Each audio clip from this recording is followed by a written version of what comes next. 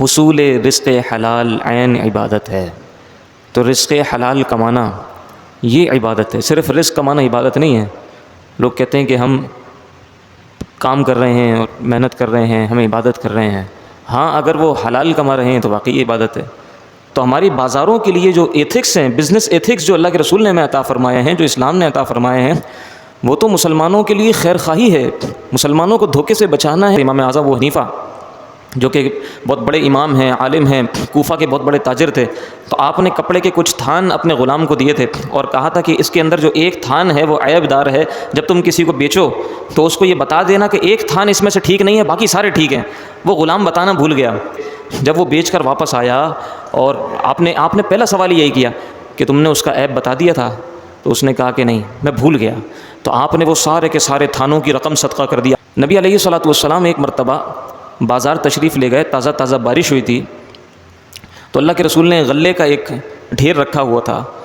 دیکھا کہ بڑا سوکھا سوکھا ڈھیر رکھا ہوا ہے، بارش ہوئی ہے تازہ، بڑا سوکھا سوکھا غلے کا ایک ڈھیر رکھا ہوا ہے اناج کا۔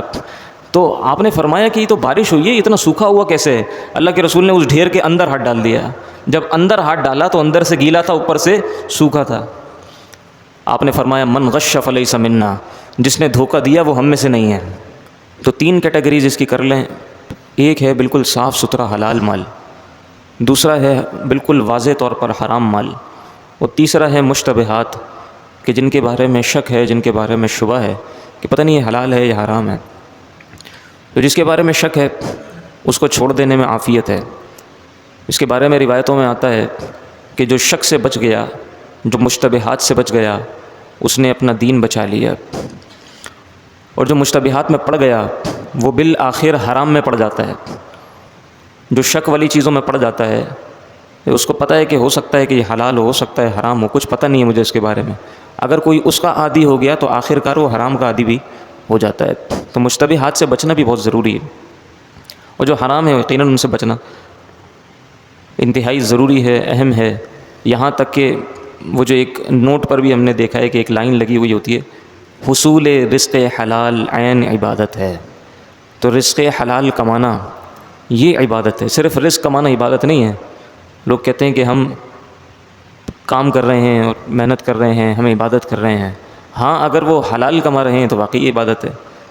بلکہ آپ کہیں کہ نماز روزہ کے بعد آپ کہیں کہ اللہ تبارک و تعالیٰ کے حقوق کے بعد اگر بندہ اپنے لیے جو کچھ کماتا ہے، جو کچھ اپنے لیے محنت کرتا ہے، اپنی دنیا کے لیے کرتا ہے، اس میں اہم ترین جو چیز ہے وہ رزق حلال کا حصول ہے۔ قرآن کریم فرقان حمید کی کئی آیات کریمہ کے اندر جہاں رزق حلال کمانے کا تذکرہ ہے، اسی طرح رزق حرام سے بچنے کا بھی ذکر ہے۔ جیسے فرمایا وَلَا تَأْكُلُوا أَمْوَالَكُمْ بَيْنَكُمْ بِالْبَاطِلِ إِلَّا أَن تَكُونَ تِجَارَةً عَن تَرَاضٍ مِّنكُمْ، کہ لوگوں کے مال اپنے درمیان باطل طریقے سے نہ کھاؤ، لوٹ کھسوٹ کے لوگوں کے مال نہ کھاؤ، چپکے سے یا دھوکے سے لوگوں کے مال نہ کھاؤ۔ ہمارے یہاں یہ دھوکے کا بھی بڑا رواج ہے، بچوں کا مال، یتیموں کا مال، اور جناب ایسے شخص کا مال کہ جس کو ہم آسانی کے ساتھ دھوکہ دے سکتے ہیں، بات کچھ ہو ہم کچھ کر کے اس سے پیسے بٹور لیں، اس سے پیسے اینٹھ لیں، اس کو جناب خبر ہی نہ ہو، وہ سمجھ رہا ہو کہ میرے لیے یہ بہتر فیصلہ کر رہا ہے، لیکن ہمیں پتہ ہے کہ ہم اس کے لیے غلط فیصلہ کر رہے ہیں، اس کا مال بٹور رہے ہیں، اس کا مال جو ہے وہ اینٹھ رہے ہیں، تو یہ قطعاً جائز نہیں ہوگا۔ آپ دیکھیے کہ ایک صاحب، روایتوں میں آتا ہے حضرت جریر بن عبداللہ بجلی، ان کے لیے کوئی شخص گھوڑا خرید کر لایا، انہوں نے حکم دیا تھا کہ تم جاؤ اور جا کر میرے لیے ایک گھوڑا خرید کر لاؤ۔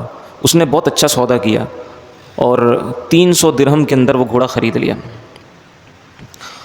جب 300 درہم کے اندر وہ گھوڑا خرید لیا تو وہ گھوڑے کو بھی اور گھوڑے کے مالک کو بھی لے کر حضرت جریر بن عبداللہ کے پاس آ گیا اور آ کر کہا کہ یہ وہ گھوڑا ہے جو میں نے خریدا ہے، 300 درہم اس کو پے کرنے ہیں، آپ اس کو ادا کر دیں۔ جب آپ نے اس گھوڑے کو دیکھا تو آپ نے کہا کہ یہ 300 درہم کا تو نہیں ہے، یہ مہنگا ہے، یہ مہنگا ہے۔ تو آپ نے اس کو کہا کہ کیا تم 400 درہم کا بیچنا چاہو گے؟ تو اس نے کہا جیسے آپ کی مرضی۔ پھر آپ نے کہا 500 درہم کا بیچنا چاہو گے؟ کہا جیسے آپ کی مرضی۔ آپ 100 درہم بڑھاتے گئے، یہاں تک کہ 800 درہم آپ نے اس کو ادا کیے۔ اللہ اکبر! آج کون ایسا کر سکتا ہے؟ 800 درہم آپ نے اس کو ادا کیے. پھر بعد میں وہ سائل نے پوچھا کہ میں اتنا اچھا سودا آپ کے لیے کر کے آیا تھا, 800 درہم والی چیز میں آپ کے لیے 300 درہم کی لے کے آ گیا تھا, تو اس پہ تو لوگ خوش ہوتے ہیں کہ میں نے اتنا سستا سودا کر دیا ہے, تو آپ کو 300 درہم دے دینے چاہیے تھے, آپ نے بلا وجہ اتنا 500 درہم کا نقصان کیوں مول لیا؟ اللہ اکبر. تو آپ نے فرمایا اس لیے کہ میں نے نبی کریم صلی اللہ تعالیٰ علیہ وآلہ وسلم سے یہ وعدہ کیا تھا کہ مسلمان کے ساتھ ہمیشہ خیر خواہی کروں گا, مسلمان کا کبھی نقصان نہیں کروں گا, مسلمان کے ساتھ کبھی بدخواہی نہیں کروں گا. مجھے معلوم ہے کہ اس کا مارکیٹ ریٹ 800 درہم ہے, لیکن اس کو پتہ نہیں تھا, یہ غافل تھا اس کے مارکیٹ ریٹ سے, یہ سمجھ رہا تھا کہ شاید یہ 300 درہم کا بھی اچھا ہے, اس کو اپنی چیز کی قیمت کا اندازہ نہیں تھا. میں نے اس کو اس کی چیز کی پوری قیمت ادا کی ہے. اللہ اکبر. آج کون اس طرح کرے گا کہ ایک مسلمان کے ساتھ خیر خواہی کا جذبہ رکھتا ہو اور جتنے کی وہ چیز ہو اس کو ادا کر دے؟ یہاں تو جناب دھوکہ دہی کا بازار گرم ہے. نبی علیہ الصلوۃ والسلام ایک مرتبہ بازار تشریف لے گئے, تازہ تازہ بارش ہوئی تھی, تو اللہ کے رسول نے غلے کا ایک ڈھیر رکھا ہوا تھا. دیکھا کہ بڑا سوکھا سوکھا ڈھیر رکھا ہوا ہے, بارش ہوئی ہے تازہ, بڑا سوکھا سوکھا غلے کا ایک ڈھیر رکھا ہوا ہے اناج کا. تو آپ نے فرمایا کہ یہ تو بارش ہوئی ہے, اتنا سوکھا ہوا کیسے ہے؟ اللہ کے رسول نے اس ڈھیر کے اندر ہاتھ ڈال دیا. جب اندر ہاتھ ڈالا تو اندر سے گیلا تھا, اوپر سے سوکھا تھا. آپ نے فرمایا من غش فلیس منا, جس نے دھوکہ دیا وہ ہم میں سے نہیں ہے. اللہ اکبر. تو ہماری بازاروں کے لیے جو ایتھکس ہیں, بزنس ایتھکس جو اللہ کے رسول نے ہمیں عطا فرمائے ہیں, جو اسلام نے عطا فرمائے ہیں, وہ تو مسلمانوں کے لیے خیر خواہی ہے. مسلمانوں کو دھوکے سے بچانا ہے, نہ یہ کہ اوپر جو ہے وہ اچھا رکھ کے اور جو ہے وہ اپنے پاس سڑا رکھ لو. جب کوئی لینے کے لیے آئے, خریدنے کے لیے آئے, کوئی فروٹ ہو, کوئی جناب سبزی ہو یا کوئی بھی چیز ہو, آپ جو ہے وہ, یا آپ دیکھیں نا مارکیٹنگ کرتے ہیں ہم اپنے ڈومین میں, سب اپنے بزنس کی مارکیٹنگ کرتے ہیں. کوئی گھر بیچ رہا ہے, کوئی پلاٹ بیچ رہا ہے, کوئی کچھ بیچ رہا ہے, جو کچھ بھی بیچ رہا ہے اپنی انوینٹری اس کی مارکیٹنگ کرے گا تو اتنی زبردست چیزیں دکھائے گا, اتنی اچھی آفرز دکھائے گا. لیکن جب اس کے پاس جائیں گے تو ہوتی بھی ہیں, لیکن کئی بار ایسا بھی ہوتا ہے کہ وہ لوگوں کو غلط مشورہ دے دیتا ہے. اور مشورہ دینا آپ کو پتہ ہے ایک امانت ہے. کسی کو مس گائیڈ کر دینا, وہ آپ کے اوپر بھروسہ کر کے آیا ہے, ہمارے اوپر مکمل طور پر بھروسہ کر کے آیا, اس کو پتہ ہی نہیں ہے مارکیٹ میں کیا ہو رہا ہے, وہ نادان ہے. تو ہم نے اس کی نادانی کا فائدہ اٹھایا. تو یہ دین اسلام نے ایک اصول دیا ہے کہ do not take advantage of anybody's need, اور do not take advantage of anybody's ignorance.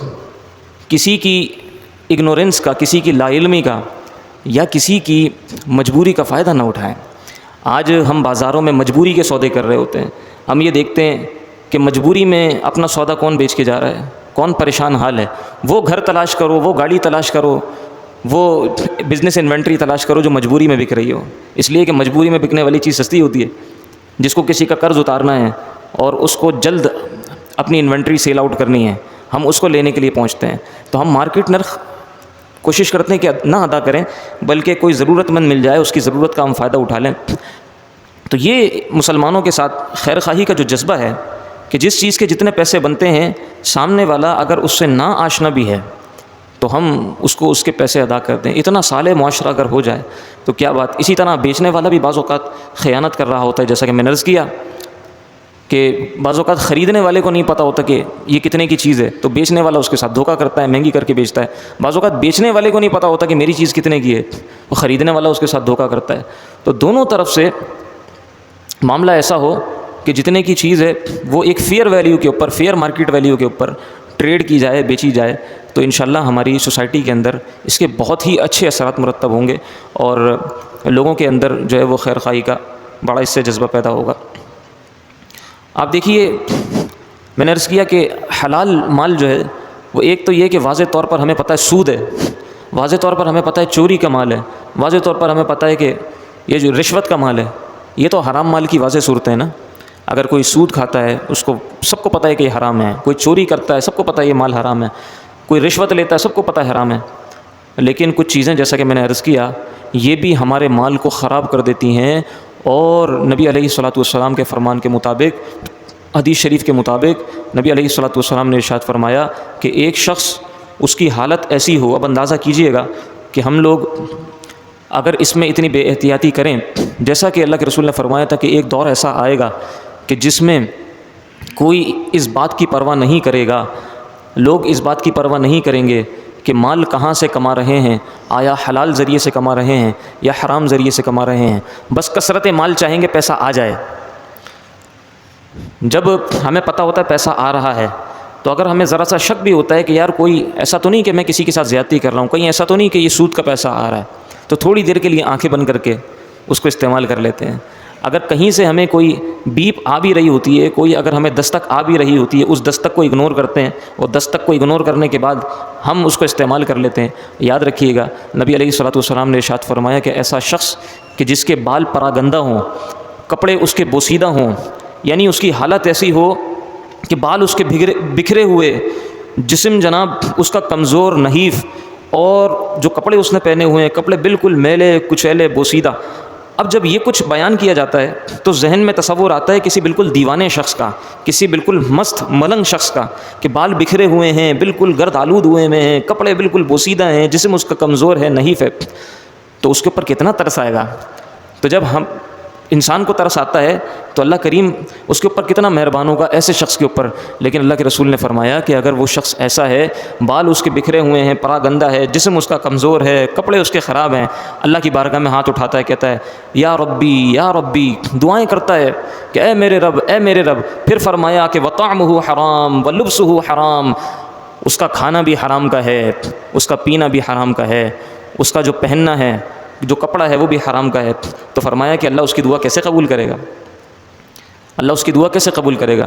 پیٹ میں جب حرام کا لقمہ جاتا ہے، کسی کو دھوکہ دے کر ہم نے جو کمایا اس کا لقمہ جب پیٹ میں گیا، کسی سے ہم نے زیادتی کی، اس کا مال حرام طریقے سے کھایا، رشوت لے کے کھائی، سود لے کے کھایا، وہ جب ہمارے پیٹ میں گیا تو اب سمجھیں کہ اب دعا قبول ہونے کا جو دروازہ تھا نا وہ بند ہو گیا، قبولیت کا باب بند ہو گیا.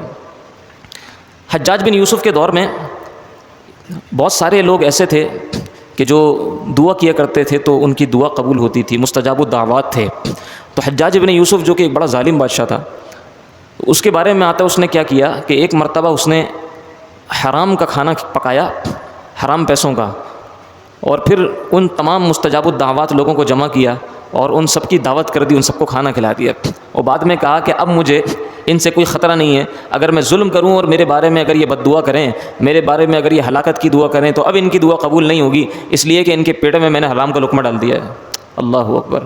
تو جو جسم حرام سے پرورش پاتا ہے اس جسم سے ایک تو خیر کی توقع کم ہوتی ہے، بد عملی زیادہ کرتا ہے، اور پھر یہ کہ اس کی دعائیں بھی جو ہوتی ہیں وہ مستجاب نہیں ہوتی. اللہ تبارک و تعالی ہماری جو کمائی ہے اس کو پاکیزہ رکھے، اور اللہ تبارک و تعالی میں یہ شعور عطا فرمائے کہ ہم صرف مال کی کثرت کے چکر میں نہ رہیں بلکہ ہم برکت کی طرف زیادہ متوجہ رہیں. ہم اپنے مال کو بیچنے کے لیے لوگوں سے جھوٹ بھی بولتے ہیں، جھوٹی قسمیں بھی کھاتے ہیں. نبی علیہ الصلوۃ والسلام نے ارشاد فرمایا کہ اگر کوئی جھوٹی قسم کھا کے اپنا مال بیچتا ہے، سامنے والا کہہ رہا ہے کہ مجھے صحیح بات بتا دو، وہ کہے نہیں بالکل بالکل، میں آپ کو کیوں مس گائیڈ کروں گا، میں آپ کو کیوں غلط مشورہ دوں گا، یہ چیز بہترین ہے. اس کو بولیں یہ چیز بہترین ہے، یہ گاڑی بہترین ہے، حالانکہ اس کو پتہ ہے اس کے اندر بہت سارے عیب ہیں، اس کو پتہ ہے کہ میری چیز اچھی نہیں ہے، لیکن کہے کہ یہ بہترین ہے، کپڑا بہترین ہے، ساری چیزیں بہترین ہیں، اور اس کو بہترین بول کے یقین دلا کر بیچ دے. نبی علیہ الصلوۃ والسلام نے ارشاد فرمایا کہ ممکن ہے کہ اس کا سودا تو بک جائے لیکن برکت اٹھ جائے گی. اللہ اکبر. اپنے بزرگوں کا اگر ہم عمل دیکھتے ہیں، حضرت امام اعظم ابو حنیفہ نے، آخری بات کر کے اختتام کروں گا، حضرت امام اعظم ابو حنیفہ جو کہ بہت بڑے امام ہیں، عالم ہیں، کوفہ کے بہت بڑے تاجر تھے، تو آپ نے کپڑے کے کچھ تھان اپنے غلام کو دیے تھے اور کہا تھا کہ اس کے اندر جو ایک تھان ہے وہ عیب دار ہے، جب تم کسی کو بیچو تو اس کو یہ بتا دینا کہ ایک تھان اس میں سے ٹھیک نہیں ہے، باقی سارے ٹھیک ہیں. وہ غلام بتانا بھول گیا. جب وہ بیچ کر واپس آیا اور آپ نے پہلا سوال یہی کیا کہ تم نے اس کا عیب بتا دیا تھا؟ تو اس نے کہا کہ نہیں، میں بھول گیا. تو آپ نے وہ سارے کے سارے تھانوں کی رقم صدقہ کر. اللہ اکبر. ہم سمجھتے ہیں کہ اگر ہم کسی کو سچ بتا دیں گے تو ہمارا نقصان ہو جائے گا، ہمارا مال نہیں بکے گا. اگر ایسا ہوتا تو امام اعظم ابو حنیفہ کوفہ کے سب سے بڑے تاجر نہ ہوتے. تو سچ بول کر مال بیچنے میں برکت ہوتی ہے. بظاہر ایسا لگ رہا ہوتا ہے مشکل ہوگی، لیکن جب بکتا ہے تو اللہ تعالیٰ اس کی بہت برکات عطا فرماتا ہے. اللہ کریم ہم کو سچ بولنے والا بنائے، حلال کمانے حلال کھانے والا بنائے. وما علیہ الا البلاغ.